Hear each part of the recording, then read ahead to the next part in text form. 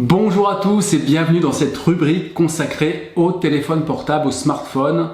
L'objectif, c'est de vous apprendre comment utiliser le téléphone, le smartphone, pour optimiser, pour réduire au maximum votre exposition aux ondes électromagnétiques, que ce soit en communication téléphonique ou bien que ce soit pour l'accès Internet.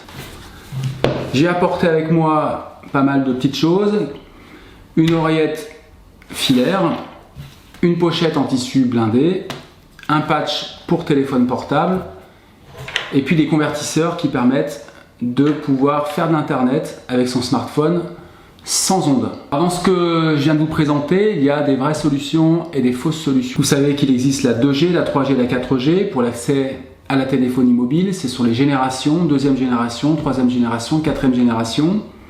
La première astuce la plus importante pour se protéger, pour réduire vraiment son exposition significativement quand on téléphone, quand on va sur Internet, c'est de paramétrer son téléphone en 3G. C'est vraiment la solution la plus efficace. Parce que la 3G, c'est pas du tout la même technologie que la 2G et la 4G. C'est une technologie qui émet moins fortement au niveau du téléphone portable. Je parle de cette solution depuis très longtemps, depuis l'apparition de mon livre en 2015, Comment se protéger des ondes électromagnétiques. C'est pas nouveau, mais c'est peu connu du grand public. Je vous propose tout de suite une démonstration à l'aide du Cornet ED85 EXS+. J'active mes données mobiles sur mon téléphone portable de manière à pouvoir accéder à mon site internet Ondes Expertise. Vous voyez qu'on a des valeurs de rayonnement affichées autour de 30-40 volts par mètre en 4G, puisque là je suis en 4G. J'accède à une page au hasard sur tous les tests par exemple.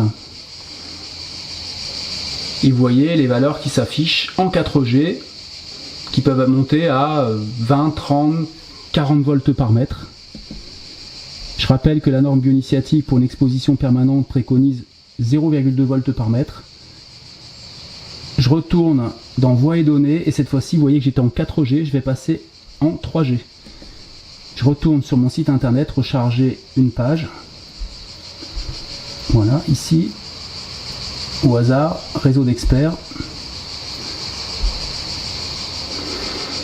Regardez bien ce qui s'affiche au niveau de l'écran du Cornet avec antenne externe. J'ai positionné l'antenne à côté du téléphone.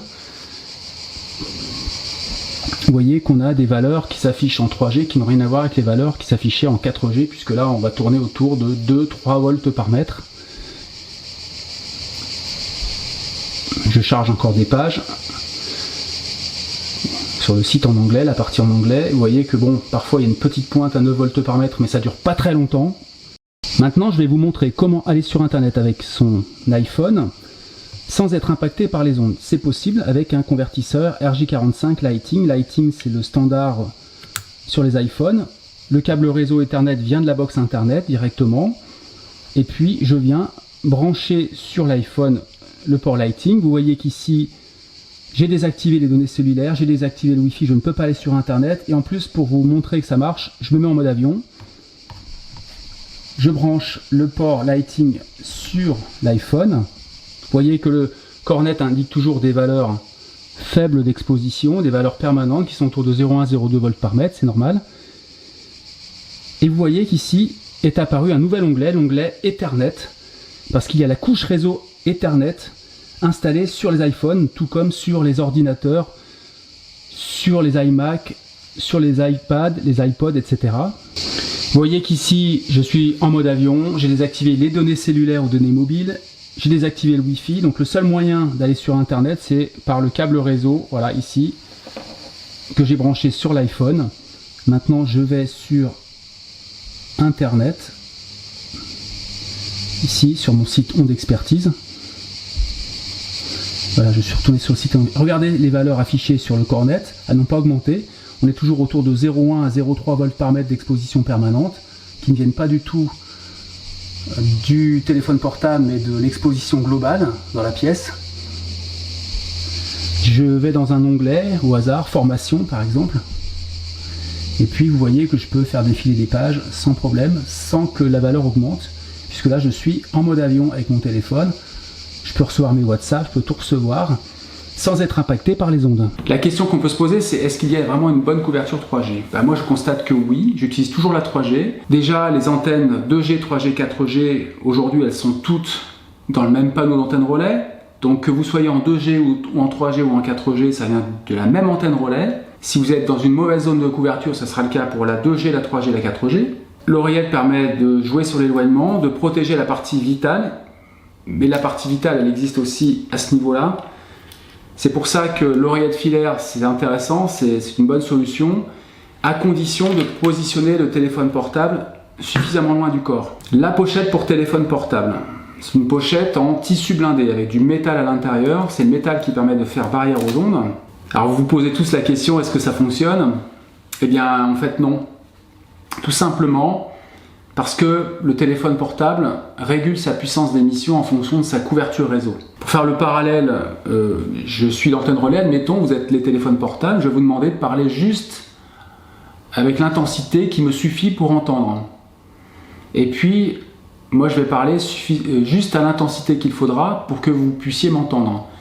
Si on nous met un mur, s'il y a un mur qui nous sépare, vous êtes obligé à ce moment-là de parler plus fort. Moi je vais être obligé également de parler plus fort. Et puis vraiment, si on s'éloigne de plus en plus, on va être obligé à chaque fois de parler de plus en plus fort jusqu'au maximum de la puissance d'émission du téléphone portable. Au-delà, le téléphone ne peut plus émettre. C'est lié au DAS, le débit d'absorption spécifique, qui est lié vraiment à la puissance d'émission du téléphone portable, sa puissance maximum. Si vous mettez une pochette autour du téléphone portable, il est clair qu'il va être obligé de, entre guillemets, crier plus fort pour se faire entendre par l'antenne relais. Finalement, avec l'utilisation d'une pochette en tissu blindé, vous n'allez rien gagner. Au niveau intensité et rayonnement reçu, ce sera exactement la même chose, ou quasiment la même chose. Ça, je l'ai vraiment testé avec un appareil de laboratoire. Tous les tests sont sur mon site ondexpertise.com, rubrique test ondexpertise. Vous pourrez aller voir en détail. Il y a toute une série de tests sur le Linky, sur la téléphonie mobile, etc. Et puis le deuxième inconvénient, c'est que du coup, vous allez être exposé non seulement de la même manière, mais en plus de ça, le téléphone va émettre plus fortement. Vous allez davantage pomper sur la batterie. Il n'y a vraiment aucun intérêt à utiliser la pochette en tissu blindé. Le patch pour téléphone portable, je ne montre pas la marque. Que vous mettiez un patch sur le téléphone ou pas, ça ne changera rien au niveau de la mesure. Si on mesure avec un appareil sérieux comme celui-ci, étalonné, avec ou sans patch, vous aurez exactement ou presque les mêmes niveaux de rayonnement électromagnétique. Ça ne peut pas marcher parce que si on met quelque chose de métallique devant l'antenne, le téléphone sera forcément obligé de émettre plus fortement pour pouvoir communiquer avec l'antenne relais. Il est clair que si ces patchs fonctionnaient, il y a bien longtemps que les fabricants de téléphones portables les auraient intégrés pour quelques centimes d'euros en plus dans leur téléphone portable en nous disant fièrement que grâce à ça, grâce à leur système breveté, on n'a plus de rayonnement, ou beaucoup moins de rayonnement électromagnétique quand on appelle, quand on va sur Internet. Et il n'aurait plus besoin de nous fournir des oreillettes filaires encombrantes. Si vous voulez en savoir plus sur le test concernant les patchs anti-ondes, allez sur mon site ondexpertise.com dans la rubrique test ondexpertise et plus précisément dans les tests réservés pour les patchs pour téléphone portable. Une chose importante à retenir, c'est que lorsque vous allez sur Internet avec le téléphone portable, le rayonnement sera plus intense, sera plus fort que lorsque vous téléphonez. Parce que ça nécessite plus de débit. Qui dit plus de débit dit plus de puissance. Et c'est pour ça que la future 5G sera beaucoup plus puissante parce qu'il y aura beaucoup plus de débit. Plus de débit égale plus de puissance. Pour aller sur Internet avec le smartphone, il y a deux possibilités. Par le Wi-Fi, donc il faut désactiver le Wi-Fi quand on ne s'en sert pas parce que sinon les applications vont communiquer. Et puis il y a les données mobiles qui permettent d'accéder à Internet par la téléphonie mobile, par la 2G, la 3G, la 4G. Quand vous utilisez Internet par la téléphonie mobile, il faut l'utiliser avec modération. Parce que dès que vous activez les données mobiles, il y a des tas d'applications qui sont installées sur les smartphones. Et je vous garantis que dès que vous activez les données mobiles, le smartphone émet quasiment en permanence toute la journée. Dans votre poche, à proximité du corps. Et puis là, on est dans le cadre d'une exposition chronique. On n'est plus dans le cadre d'une exposition occasionnelle où là, ce n'est pas du tout problématique. Moi, je téléphone occasionnellement avec mon téléphone, je vais de temps en temps sur Internet, ça reste avec modération.